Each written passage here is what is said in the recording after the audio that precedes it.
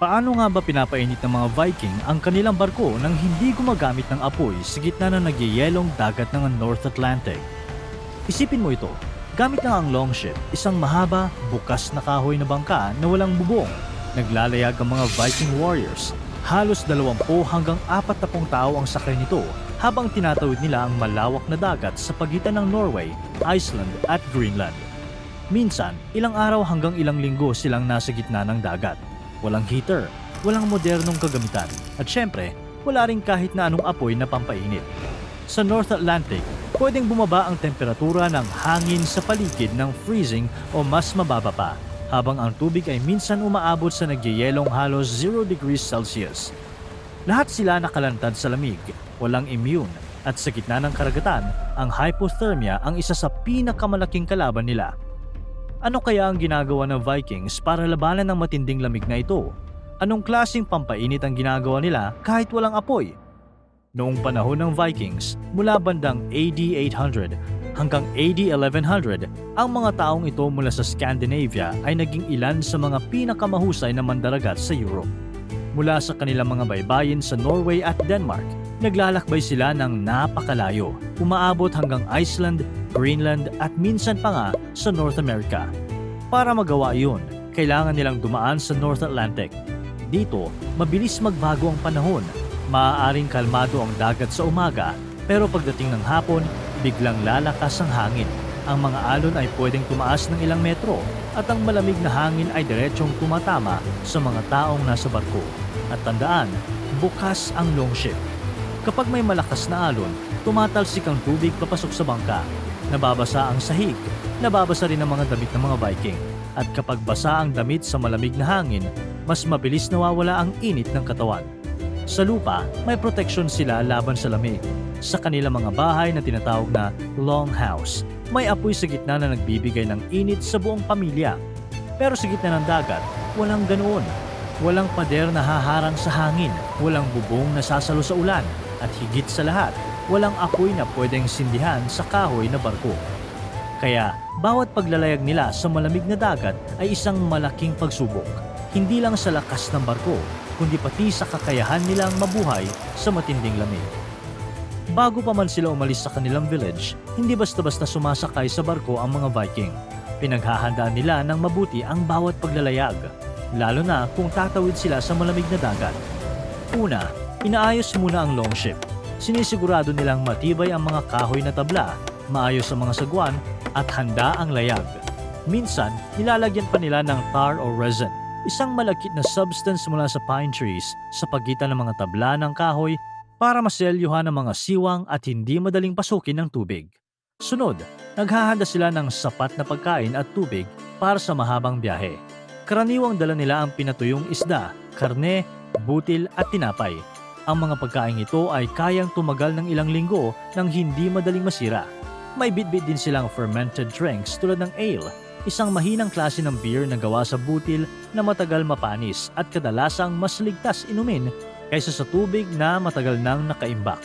Hindi rin mawawala sa kanilang dala ang mga mahahalagang gamit, kabilang na ang mga sandata at mga kagamitan para sa pag-ayos ng barko habang nasa biyahe. At bago pa sila umalis, pinipili muna nila ang tamang panahon ng paglalayag.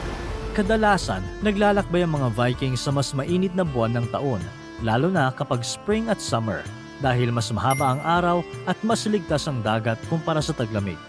Kaso nga lang, tulad ng nabanggit, kilala ang North Atlantic sa pabago-bagong panahon at kahit spring o summer, pwedeng biglang lumakas ang hangin at alon. Kapag handa na ang barko, ang pagkain at ang mga tauhan, doon pa lang nagsisimula ang kanilang paglalayag sa malamig na dagat. Unang mapapansin mo sa mga Viking habang naglalayag sila ay ang kapal ng kanilang kasuotan. Kung titingnan mo ang isang Viking sailor sa dagat, mapapansin mo agad na hindi lang isang layer ang suot niya.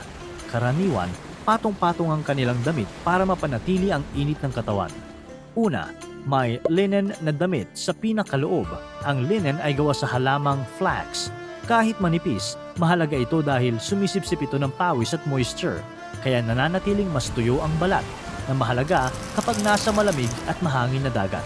Sa ibabaw nito, may makapal na wool tunic, isang mahabang pang-itaas na damit na parang makapal na shirt o sweater na umaabot hanggang sa hita. Ang wool o lana ay isa sa pinakamahalagang tela sa panahon ng Vikings. Kahit medyo mabasa, nakakatulong pa rin itong panatilihin ang init ng katawan dahil hindi agad nawawala ang warmth na nakukulong sa damit. Kaya malaking tulong ito kapag nasa malamig at mahangin na dagat. Pagkatapos nito, may cloak o balabal na gawa sa makapal na wool o balahibo ng hayop, tulad ng tupa o reindeer. Ang ganitong balabal ay nagdadagdag ng kapal sa kasuotan na tumutulong na panatilihin ang init ng katawan at bawasan ang direktang tama ng malamig na hangin. Minsan naman, nagsusuot din sila ng balat ng hayop o seal skin. Ito ang panlabas na layer ng kanilang kasuotan. Ang ganitong balat ay mas matibay at mas kayang harangin ng tubig at hangin, kaya mas dagdag na proteksyon laban sa malamig na alon. Hindi ito simpleng pananamit.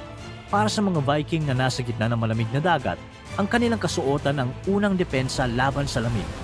Ngayon, isa pang dahilan kung bakit nakakaya ng mga Viking ang malamig at magulong dagat ay dahil sa mismong disenyo ng kanilang barko. Ang Viking longship ay hindi katulad ng modernong barko na may matataas na pader.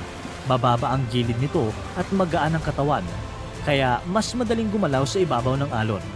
Ginawa ang barkong ito gamit ang teknik na tinatawag na clinker-built construction na kilala rin bilang lapstrake.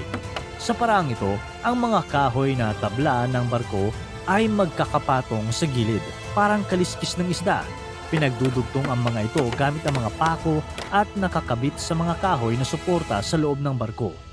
Dahil sa ganitong pagkakagawa, nagiging matibay pero magaan ang katawan ng barko at may kaunting flexibility. Kapag malalakas ang alon, umaangat at bumababa ang barko kasabay ng galaw ng dagat, kaya mas nakakayanan nito ang magulong tubig. Sa gitna ng barko, inilalagay nila ang kanilang mga gamit at pagkain na karaniwang nasa mga kahon o supot upang hindi madaling mabasa ng tubig dagat. Sa loob ng longship, nakaupo ang mga Vikings sa magkabilang gilid ng barko habang sabay-sabay na nagsasagwan. Sa gilid naman, kadalasang nakasabit ang kanilang mga shield na bahagyang humaharang sa hangin at sa tumatalsik na tubig dagat. Pero kahit matibay ang disenyo ng kanilang barko, hindi nito kayang pigilan ang matinding lamig ng North Atlantic.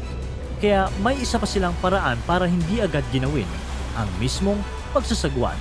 Ang paggaod o rowing ay mabigat na pisikal na trabaho. Habang sabay-sabay humihila ng sagwan ng mga Viking, gumagalaw ang kanilang mga braso, likod at buong katawan. Dahil dito, umiinit ang kanilang katawan kahit malamig ang hangin sa dagat.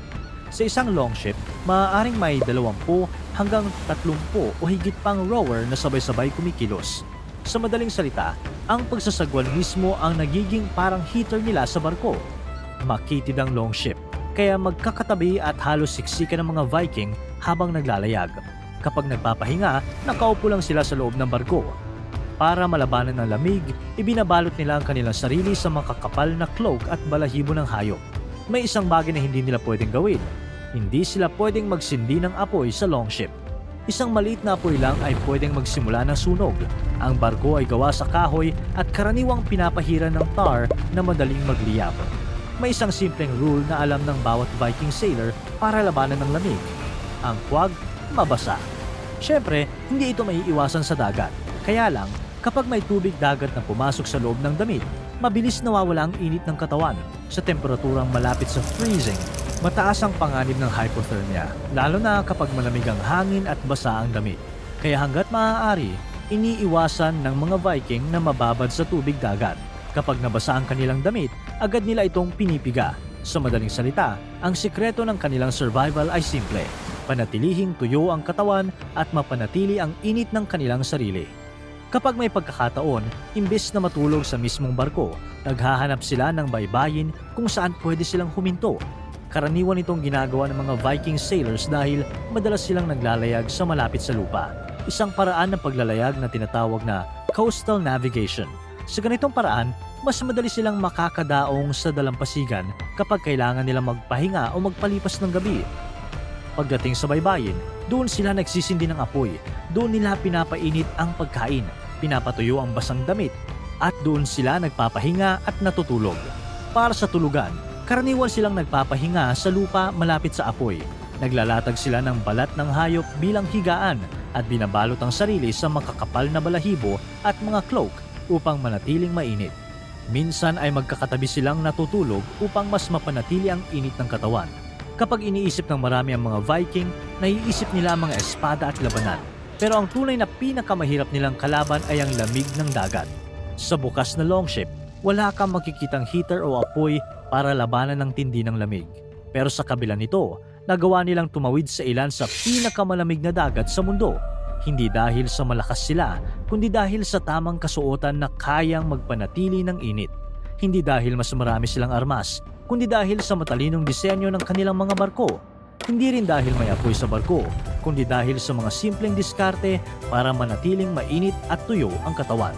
Mga bagay na nagbigay sa kanila ng kakayahang mabuhay at maglayag sa malamig na North Atlantic. Para tuloy-tuloy ang saya at kwentuhan, huwag kalimutan mag-subscribe sa Bubbly YouTube channel at pindutin ang notification bell